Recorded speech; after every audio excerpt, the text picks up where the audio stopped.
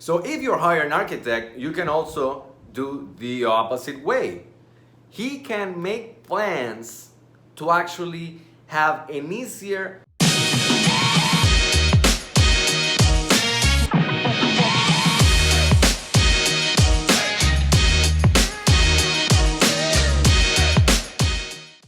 Hi guys, my name is Rommel Hans Troch. I'm an architect in Panama but based in Boquete, and today I'm going to share you the 4 ways that an architect can save you a lot of money. Since I've started my own architectural practice, I've had a lot of people approach me and ask me questions like, do you need to be a licensed architect to sign building plans? Or do I really need building plans to build my house? And these people, they still approach me and ask me those questions, so I try to understand the reason behind this, and what I've came up with is that they are just asking, how can I save money, but in a different way. There are many ways that an architect can save you money, and people think, hey, architectural fees are high, hey, this is taking too much time, so I don't know about this, I don't know about that. And saving money by cutting expenses like an architect or building plans is just the perfect recipe for disaster. I mean, you get exposed to fines.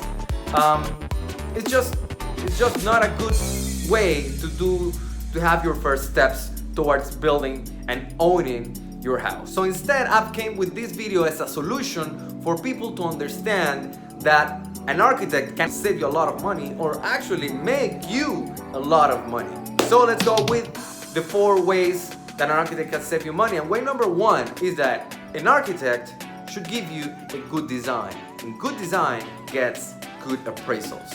If you're building a house, you should focus on 2 things that control your price: the size of the house and the finishes on the house. If you keep the number that you want, if you can control those numbers that you want and play with the shapes and play with the design in a better way, you are saving money. And I'm gonna give you an example of that. To explain my point a little better, a few years ago, a babysitter in Brazil hired an architectural firm for them to design their house. And depending, I don't know where you are watching this video, but in Latin America, that's not a very high income job. It's quite the opposite. It's a very low income job. So these architects took it as a personal challenge. How can I deliver the best product for the money that I'm getting? And the answer is that they have come up with a design that have won many international architectural awards. I'm gonna put here the pictures of the house, the before and after, and actually pictures of the inside of the house for you to know and to illustrate my point.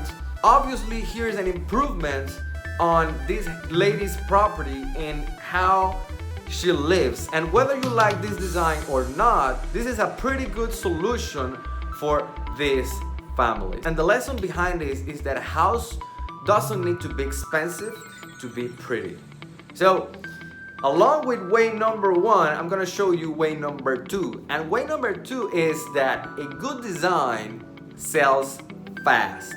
I don't know if this is the case everywhere, but for example, here in Panama, I've seen houses that have been sitting on the market for years. And if you start looking at the picture that you see on the house, they just show you like the surroundings of where the house is, or little details like a bathroom or a staircase. And I know by fact that when you see that type of pictures, that's an ugly house.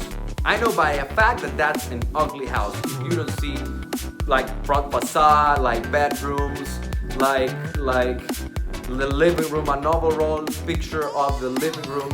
So that way, you just not sell your house on a profit, but you get that profit fast. So way number 1 and 2 were more like the way to get the best out of the investment that you are doing. But if you actually want to save money, then way number 3 is the way to go. And that is, if you are doing a custom built house, you can custom the building process to be easier.